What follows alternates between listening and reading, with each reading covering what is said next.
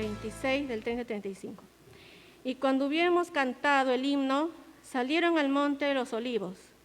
Entonces Jesús les dijo: todos vosotros os escandalizaréis de mí esta noche, porque escrito está: heriré al pastor, y las ovejas del rebaño serán dispersadas. Pero después que haya resucitado, iré delante de vosotros a Galilea. Respondiendo Pedro le dijo: aunque todos se escandalicen de ti, yo nunca me escandalizaré de ti. Jesús le dijo: de cierto te digo que esta noche, antes que el gallo cante, me negarás 3 veces. Pedro le dijo: aunque me sea necesario morir contigo, no te negaré. Y todos los discípulos dijeron lo mismo. Amén.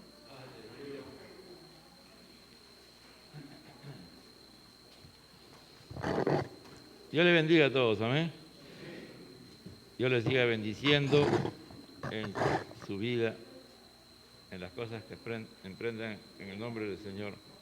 Vamos a buscar, ahí seguimos en Mateo 26 y seguimos escudriñando la palabra del Señor. Nuestro Señor ya está a minutos o a segundos de ir a la cruz, ¿no? Ya va a ir a la cruz. Él está claro en su llamado. Y Él, como el apóstol Juan más adelante en la primera epístola va a decir, Dios es amor, Él va a hacer una advertencia a sus seguidores inmediatos, ¿no? A los que Él va a dar, les ha delegado una autoridad muy particular y especial para que ellos no lo hagan. Porque Dios siempre nos va a advertir cuando somos sus hijos de las cosas que puedan venir, amado hermano. Padre, te doy gracias por este momento. Háblanos por medio de tu santa y bendita palabra. Tu palabra es la misma de ayer, hoy y siempre. Ministranos, Señor, por medio de ella y que nos hagas entender por medio de tu Espíritu Santo esta verdad que hay aquí escrito, Señor. Gracias, Padre Celestial. Tomen asiento, hermano. El ser humano anhela y desea que todas las cosas que haga les vaya bien y no haya ningún fracaso, nada de fracaso, ¿no? Por eso que cuando usted ve las películas, principalmente que vienen de Estados Unidos, ahí ellos ven siempre ganan, ¿no? Pero cuando vamos a la realidad,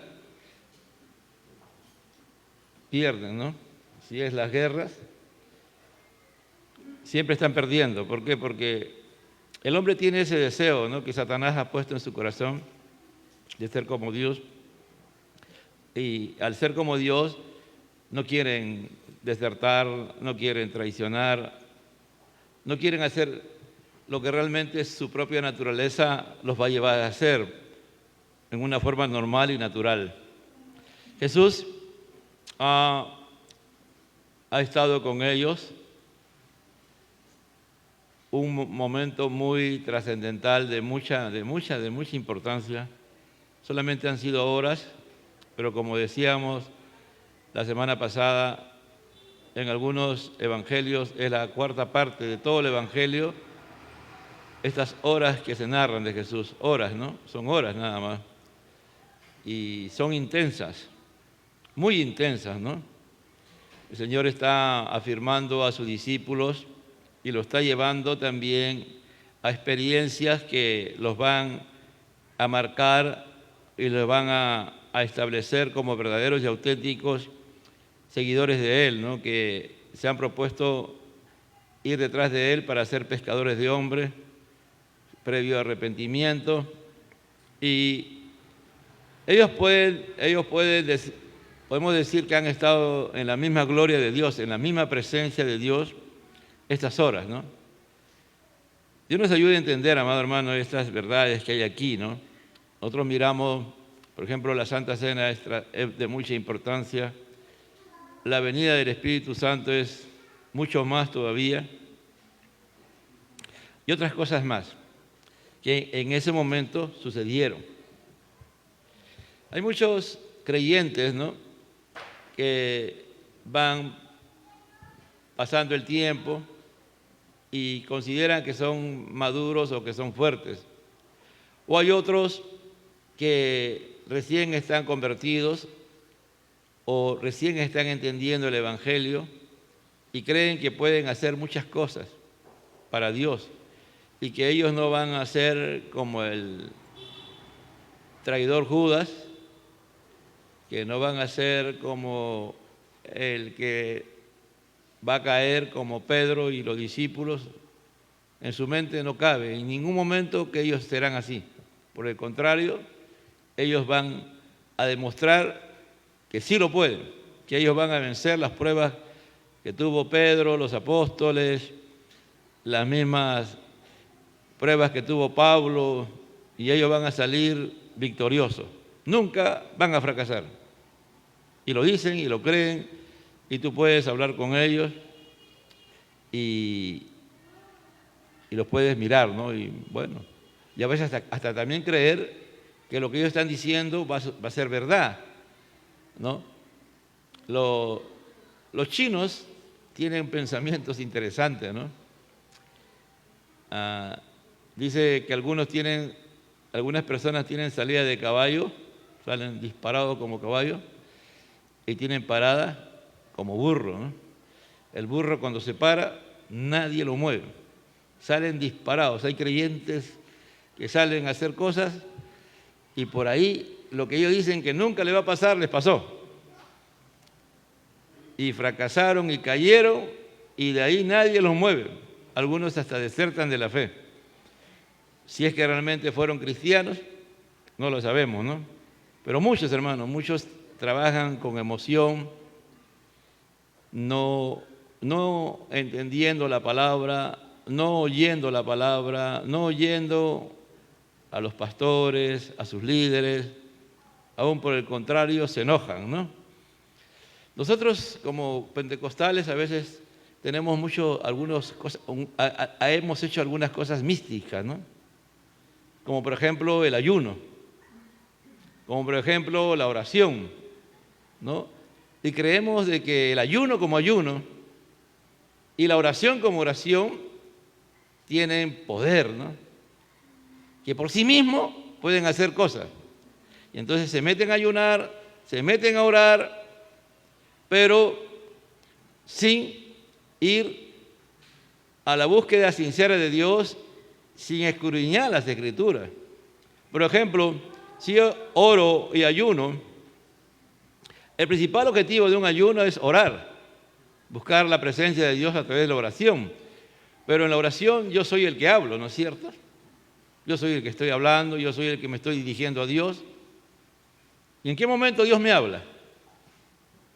Si yo todo el tiempo estoy orando. Si no leo las Escrituras, Dios no me va a hablar, pues. ¿Me entiendes? Por eso que cuando yo oro y cuando yo ayuno tengo que leer las Escrituras, porque ahí de una u otra manera Dios me va a hablar, me va a ministrar. Y tengo que pedirle al Espíritu Santo que Él me haga entender esa palabra. Porque si Él no me hace entender esa palabra, de nada vale, ¿me entiendes? Yo tengo que decirle al Espíritu y tengo que quebrantarme y tengo que clamar para que Dios me haga entender su palabra. Hay hermanos que van con una idea, en su mente van con algo y se meten a ayunar y a orar. Y al final, como ya en su mente está lo que quieren, después sus pensamientos van a prevalecer y van a decir, Dios me habló. Lo que querían ellos que Dios le hablara, porque van ya con algo, con un preconcepto, con algo que está, y no le dejan la libertad al Espíritu de Dios. Porque el Espíritu de Dios a donde nos va a llevar es a la palabra. Donde el Espíritu de Dios me va a llevar a que como resultado de la palabra yo sea quebrantado por ella y comience primero a ver mi condición. Por eso dice que el Espíritu Santo convence de pecado, justicia y juicio. No es porque yo soy cristiano, a veces no peco contra Dios, todos pecamos. Y a veces lo primero que Él va a trabajar en nuestras vidas es eso. Quebrantarnos y llevarnos a ver nuestra condición de cómo estamos nosotros, para después llevarnos a confesar esos pecados, a arrepentirnos de esos pecados, a creer que Dios tiene el poder para librarnos por medio de su palabra. Y ahí es donde ya después yo puedo tener esa libertad y decir, donde está el Espíritu de Dios hay libertad. ¿Libertad para qué? Para entrar a la presencia de Dios, para estar en la presencia de Dios, para pedirle al Señor que Él me confirme, que Él me hable, que Él me ministre. Y si al final Él no lo va a hacer, Él se queda callado, esa es la respuesta de Dios. Porque no necesariamente Dios me tiene que responder. A veces el silencio de Dios es que Dios no quiere y no te lo va a dar. O no es el tiempo de Dios, ¿no? Muchas veces hay cristianos que persisten en algo y son ansiosos y quieren que ya le responda el Señor. Y muchas veces Dios te va a responder, hermano, en lo que tú le estás pidiendo, pero no es el tiempo de Dios. Y lo triste vas a ver el fracaso más adelante, porque no fue el tiempo de Dios. Y Dios te soltó eso para que veas que no era su tiempo y que fracasaste. O, como en este caso, negaste al Señor. El tema del día es la profecía del tropiezo de Pedro y los apóstoles. Jesús les profetizó a ellos que ellos iban a tropezar, que iban a caer. Esa es la palabra escándalo.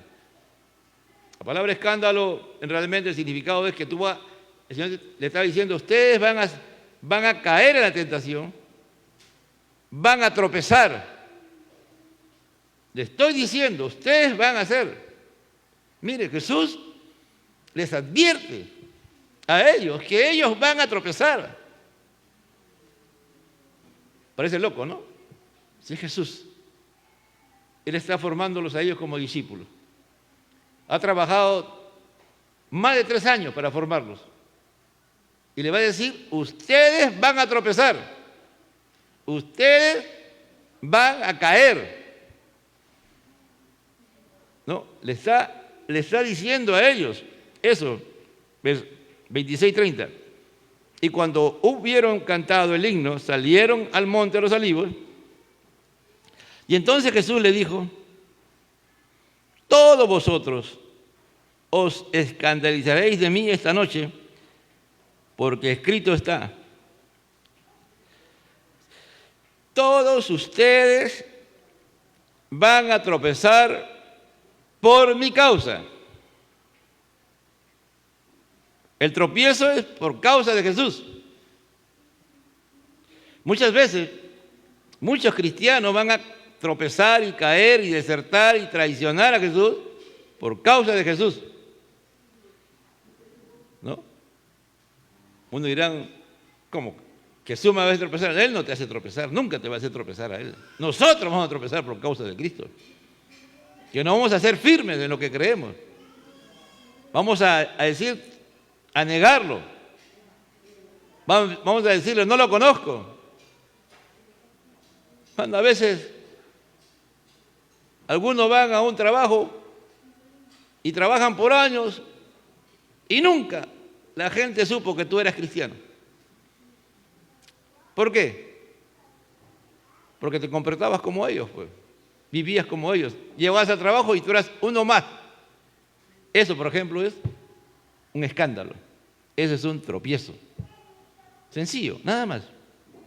Cuando tu vida, no tienes que predicar de Cristo, no tienes que hablar de Cristo, sino que las decisiones que tomas.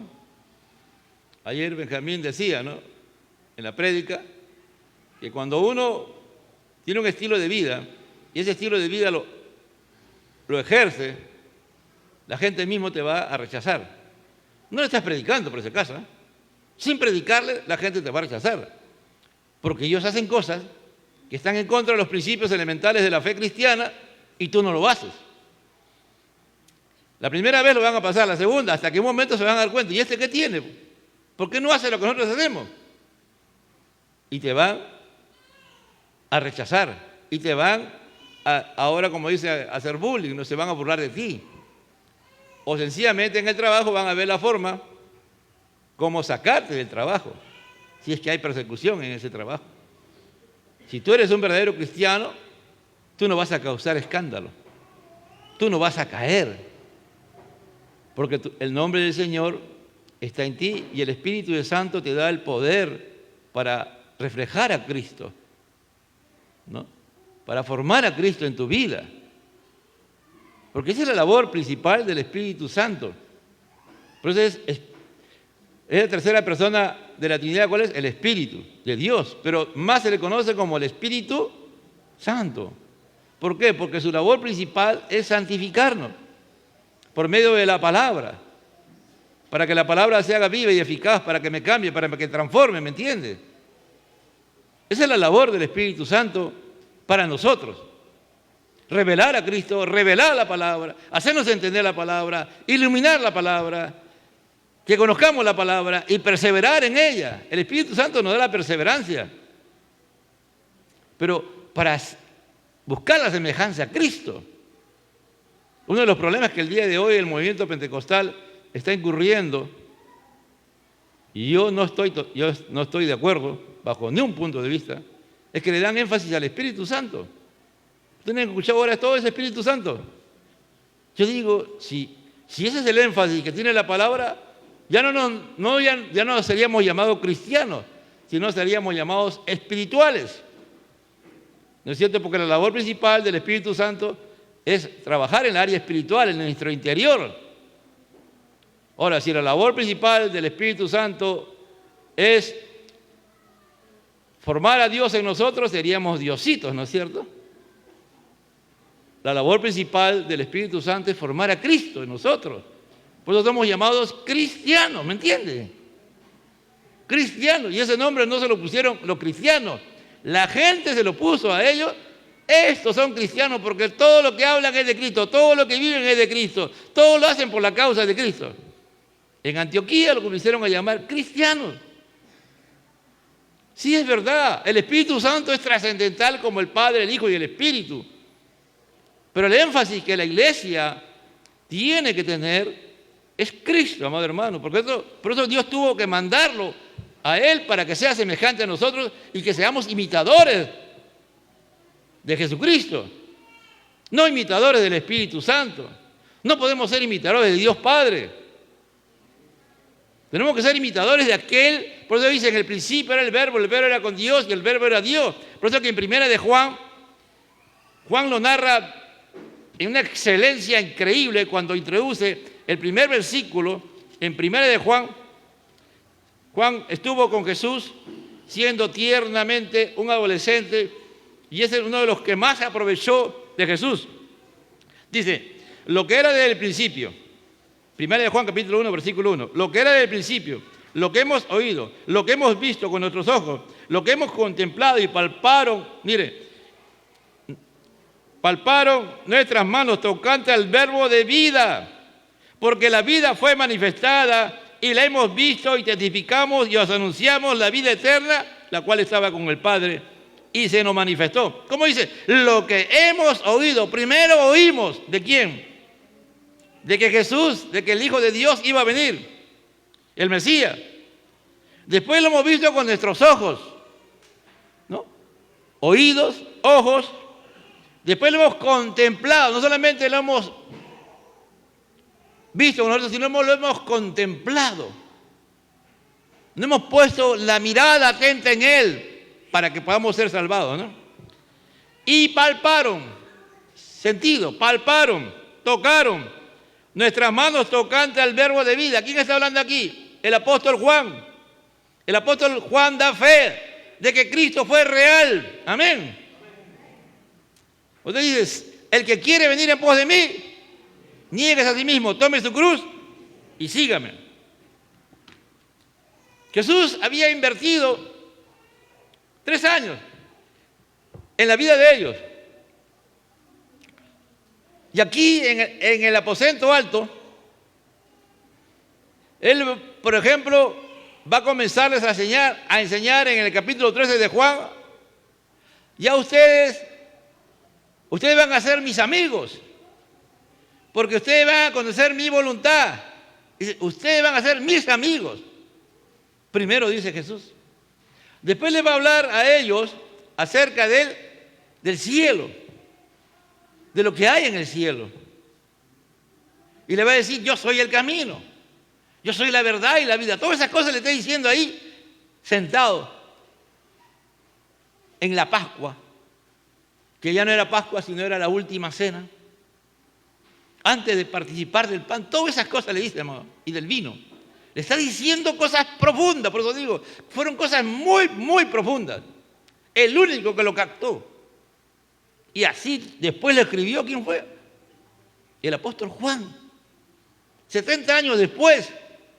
Yo no sé si Juan lo predicó, pero de los cuatro apóstoles, que escribieron los evangelios, 2 eran apóstoles, o 3 prácticamente, porque Juan Marcos era el discípulo de Pedro.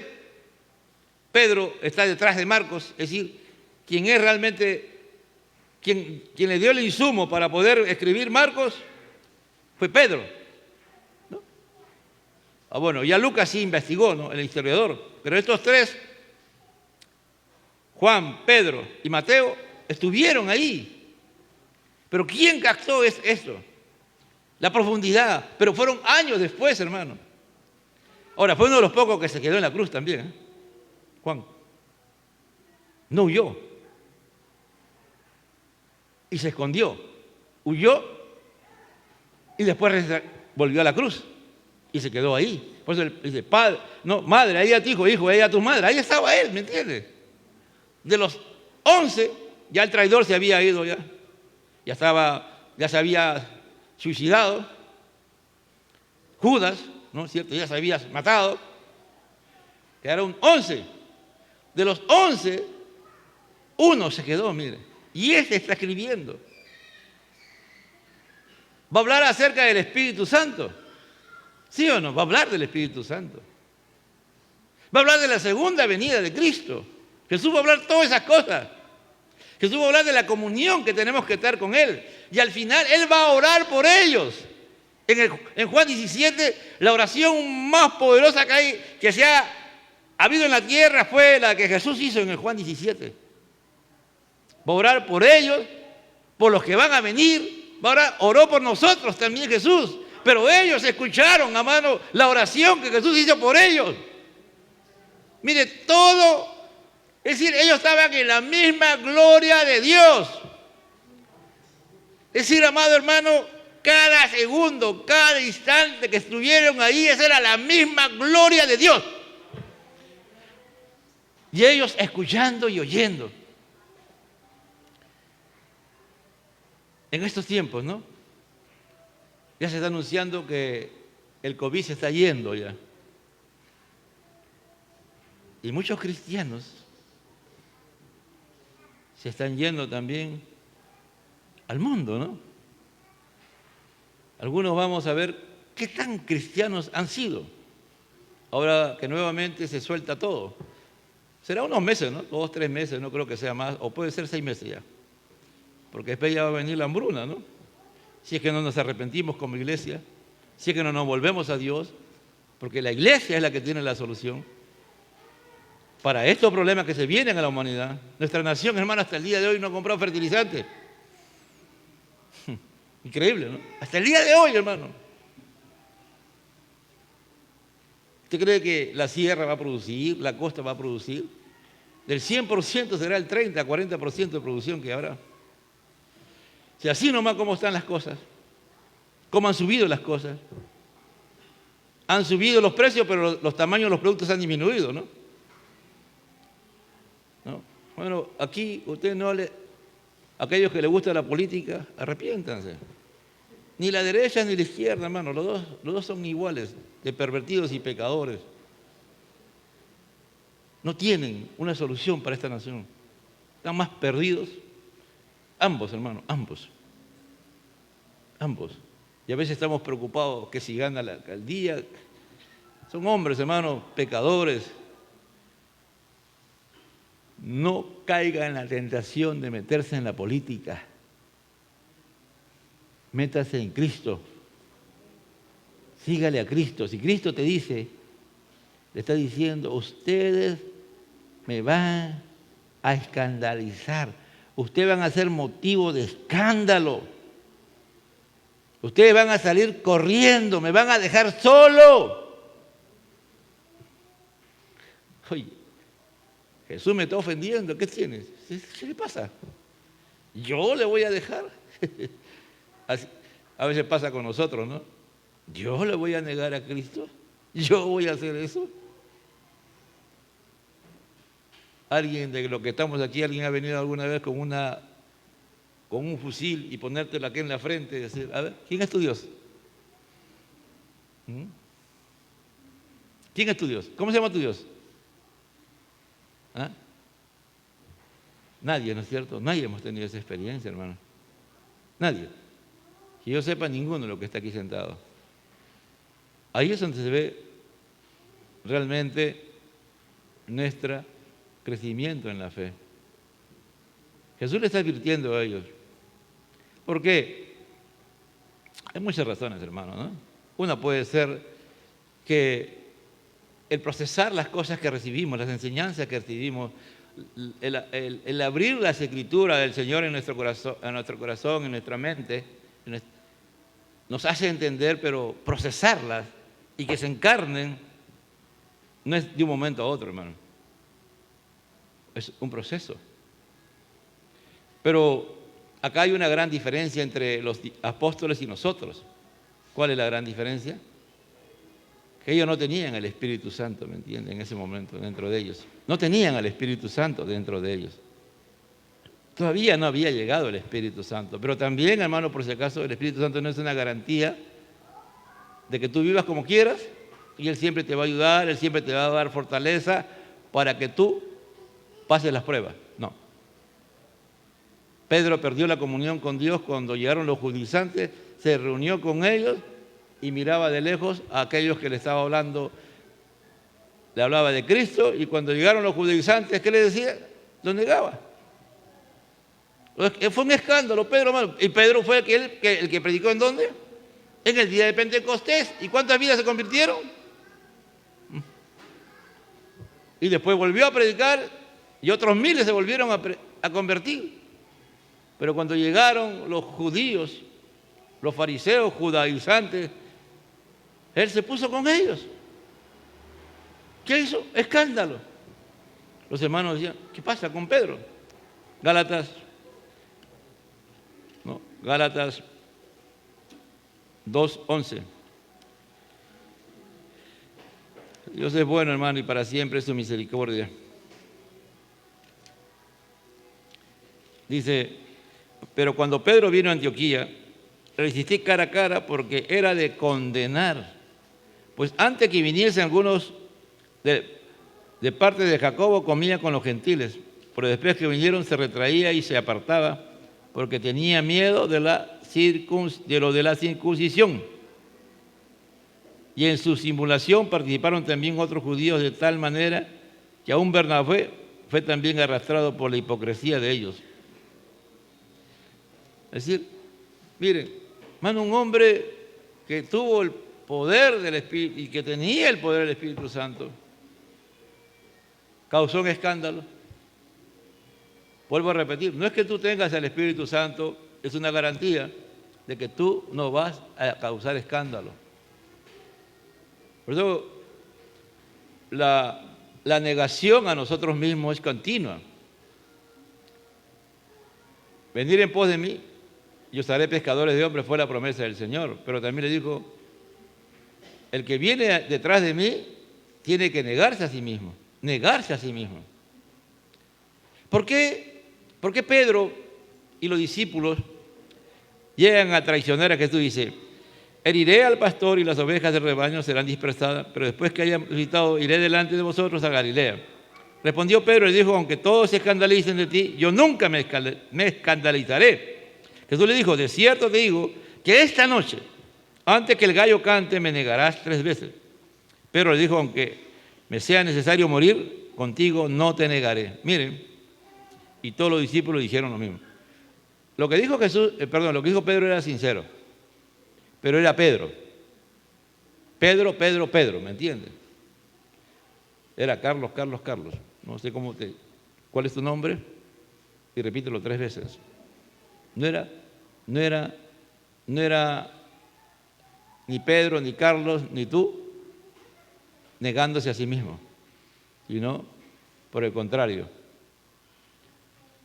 Carlos, Pedro y tú, queriendo hacer las cosas en su poder, queriendo hacer las cosas lleno de orgullo, lleno de lepra, ¿me entiendes?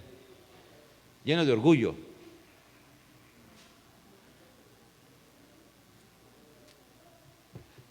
Es hermoso y bello, ¿no?, cuando estamos reunidos como iglesia y sabemos de que podemos hablar, predicar, y todos somos cristianos, a que todos nos comportamos como cristianos, ¿no? Pero lo mismo pasa cuando estás con gente que no es cristiana. ¿Haces lo mismo? ¿Eres la misma persona o eres otra persona? Nos pasa como le pasó a Pedro, que te comportas como ellos, dices como ellos, y si hablan de Cristo también a veces hasta lo niegas a Cristo, te haces el loco. Alguien por ahí está hablando de Cristo y en lugar de tú de apoyarle, tú te pones al otro lado.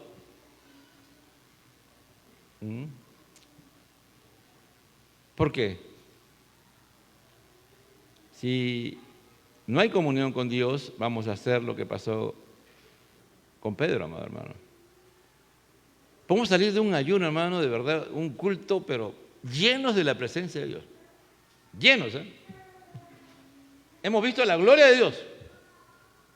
Hemos estado en la misma presencia de Dios. Y a las horas, diciendo, no lo conozco, no sé quién es. Y aún después diciendo maldiciones contra Jesús. Esas fueron las 3 negaciones de Pedro, ¿no es cierto? ¿Y Pedro dónde había estado horas antes? En la misma gloria de Dios, en la misma presencia de Dios.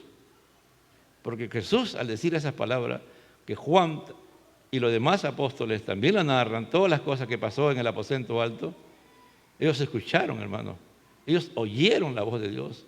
Si no, no lo hubiesen escrito después. ¿Me entiendes? Mateo, Juan Marcos, a través de la información que le dio Pedro. ¿Estuvieron o no estuvieron en la presencia de Dios? ¿Cuántas veces, después de estar en un culto, sabiendo que Dios te ha hablado, te ha ministrado, te ha dicho todo, y aún te ha advertido, en el mismo día o al día siguiente hemos causado un escándalo, hemos caído en una tentación, hemos tropezado y hemos causado escándalo al nombre del Señor de tal magnitud que después en la iglesia te han tenido que disciplinar. Y cuando saliste del culto, hiciste una promesa a ti mismo que ibas a guardarte para Dios y que no ibas a fallarle al Señor. Bueno, muchos de nosotros de repente no hemos sido disciplinados por el pecado que hemos cometido y lo merecíamos realmente, porque después solamente Dios tuvo misericordia, nosotros nos arrepentimos, le pedimos perdón a Dios y Dios nos dio una nueva oportunidad. Pero miren la confianza que Jesús tenía, es verdad, ¿no? Jesús está diciendo, ustedes van a caer, ustedes me van a causar escándalo. Pero ¿saben una cosa? Le está diciendo, yo lo voy a esperar en Galilea. ¿No? Eso es lo que dice, ¿no? Eso es lo que dice Jesús en el 32, pero después que haya resucitado, iré delante de vosotros a Galilea. Miren la confianza de Jesús, de que Él sabía que ellos iban a causar este escándalo, pero que esa palabra, las cosas que Él había enseñado, de negarse a sí mismo, de vivir una vida de santidad, de temor a Dios, iba a hacer reaccionarles a ellos. Nos narra solamente la acción de Pedro, ¿no? Porque Pedro era el más vehemente. Pero los 9 restantes, o de repente hasta Juan mismo, los 10 restantes, incluíamos a Juan, tuvieron un momento de que tuvieron que arrepentirse. y pedirle perdón al Señor. Cuando en Juan, el último capítulo de Juan, el Señor le pregunta, Pedro, ¿me amas? Yo creo que esa palabra no solamente era para Pedro, también era para todos los que estaban con Pedro. Porque todos ellos salieron escandalizados, huyeron, hermanos, se escondieron. Cuando Jesús se aparece resucitado, al tercer día ellos estaban todavía escondidos. Estaban llenos de temor. Pero ya creo que ya habían entrado en el proceso de arrepentimiento, pero de todas maneras tenían terror, tenían pánico, estaban encerrados ahí. Y Él se aparece y le dice, paz a vosotros, ¿no? Paz, paz, le dice, ¿no? Lo primero que el Señor le dice cuando Él dice, paz, tranquilos. Yo ya estoy aquí nuevamente ya. Porque Mateo 28:20, y voy a estar con ustedes hasta el fin del mundo. Pero ustedes tienen que depender de mí. Esa es la enseñanza, hermano, que no podemos dejar a Jesús en ningún momento. En ningún momento nuestra negación. Por eso que el versículo que nos ayuda mucho a entender esta verdad es Mateo 5:3. ¿Qué dice Mateo 5:3? Ya deben saberlo de memoria, hermano. Si no lo saben, están jalados. Bienaventurados los pobres en espíritu, porque de ellos es el reino de los cielos. Es como una llave. El ser pobre en espíritu, hermano, nos abre unas puertas inauditas, unas puertas gloriosas.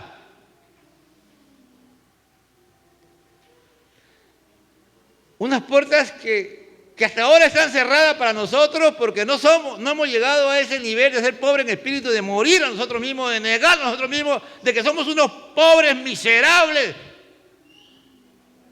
Somos pobres, miserables pecadores, que un día Él se acercó a nosotros y en la condición de pecado en que estábamos, nos hizo ver nuestra condición de pecado y nos arrepentimos de todo ello, pero genuinamente.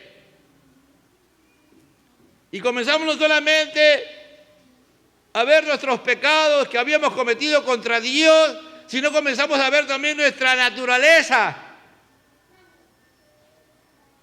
orgullosa, autosuficiente. No, Señor, yo estoy dispuesto a morir. Nunca, en tu mente, ¿cómo es posible? Se pone a discutir con Jesús. Se pone a pelear con Jesús, Pedro. ¿Qué te pasa, Señor? Yo nunca te voy a abandonar. Yo estoy dispuesto a morir por ti. Cuando Dios habla, hermano, y lo que Él está diciendo, es mejor quedarse callado. Pero aquellos que somos orgullosos, aquellos que somos autosuficientes, aquellos que creemos que somos especiales, nos ponemos a contender con Dios, amado hermano. ¿Por qué cree? A veces uno como pastor, uno mira, ¿no?, las ovejas que Dios nos da, y Dios permita que todas sean ovejas y no haya cabritos aquí, como ya el Señor ha hablado, porque Él ha hablado de las ovejas y los cabritos, ¿no es cierto? Todo eso ha hablado, ¿sí o no? Ahí en el aposento habla, hermano, ustedes no son llamados a ser cabritos, ustedes son ovejas, le dice, ¿sí o no? Todo eso Jesús le ha dicho, todo eso está. Y aquí todos tenemos que ser ovejas.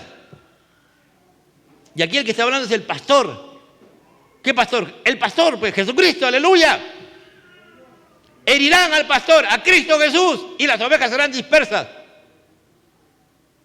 Ya les he dicho varias veces, hermano, nosotros, es una posición eclesial la que tengo de pastor, pero el pastor es Cristo. Yo soy su pastor, así como hay subcomandante, subteniente. Tengo que estar debajo de Él, ¿me entiende? Eso es importante y trascendente. Llegar a considerarnos y el Espíritu Santo comienza a escarbar y a sacar todo lo que somos. Y tenemos que ir renunciando, tenemos que ir dejándolo, todo. Como dice un día que Jesús hace la comparación del siervo inútil, ¿no? Ese siervo trabaja todo el día en el campo, trabaja Y ahí en el oriente, hermano, hacía un calorzazo. Llega a la casa y tiene que atender a su amo. Él le tiene que cocinar y después atender y servir. Y después que termine de hacer todo, recién es para él. Y el Señor dice, siervo inútil, ¿sabes? ¿Conocen esa parábola? Dice, siervo inútil. A veces cuando creemos que somos alguien, ¿no?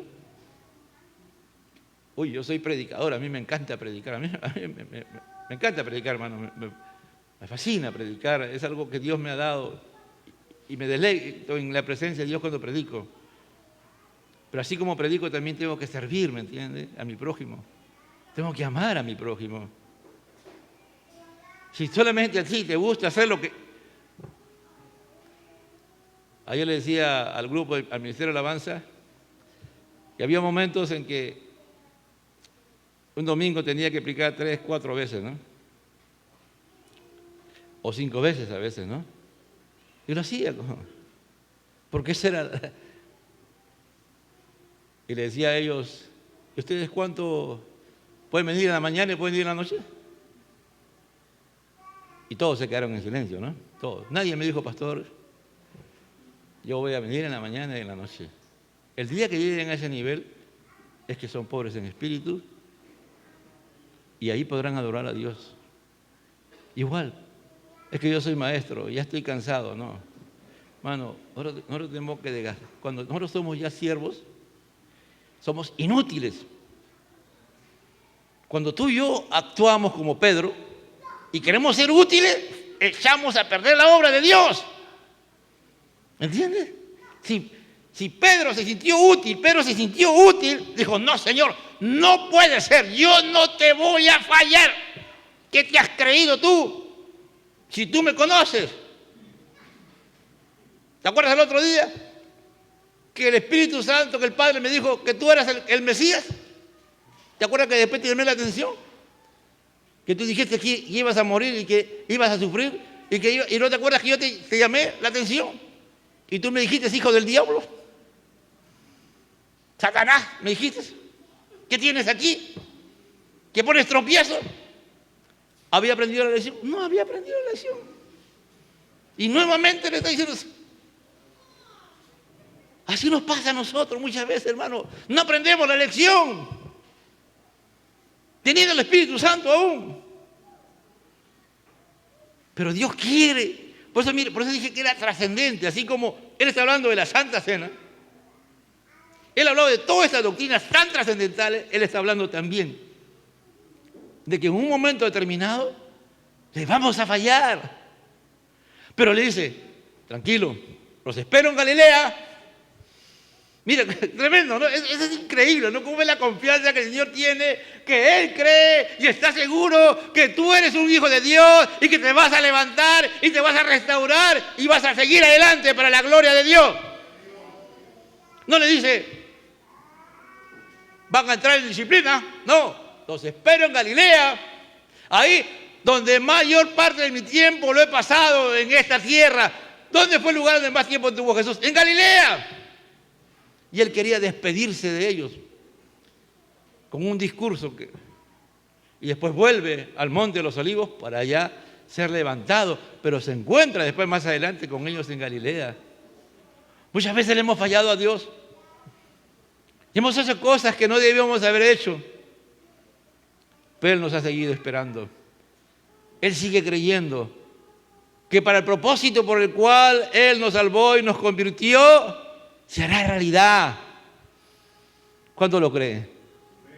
Pero a veces, hermano, aunque parezca increíble, a veces es bueno tener fracasos. A veces es bueno experimentar para después nunca digamos, no, ese Pedro. No. A veces yo escuchaba así, hermano, de verdad que a veces yo ¿qué tiene ese? ¿Qué le pasa? ¿Cómo va a decir que él no va a ser como Pedro, que le va a traicionar a Jesús? Ya, por eso Pablo decía, el que cree que está firme, mire que no caiga. Cuidado, decía Pablo mismo, hermano. Y Dios trabajó con Pablo. Cada vez que Pablo se levantaba, soy el apóstol de los gentiles. De repente Pablo decía, le venía un ataque, un aguijón. Se caía enfermo y comenzaba, dice que aquí los ojos de Pablo se ponían horribles. Algunos dicen que hasta pus botaba por los ojos. Terrible, hermano. Pablo era, las personas que lo veían no podían creer. Pablo era bajito, narizón, barbón. Era bajito, hermano, de verdad. Era un judío. Como judío era narizón. Y se imagina, por aquí cayéndole gotas de pus por la enfermedad que tenía.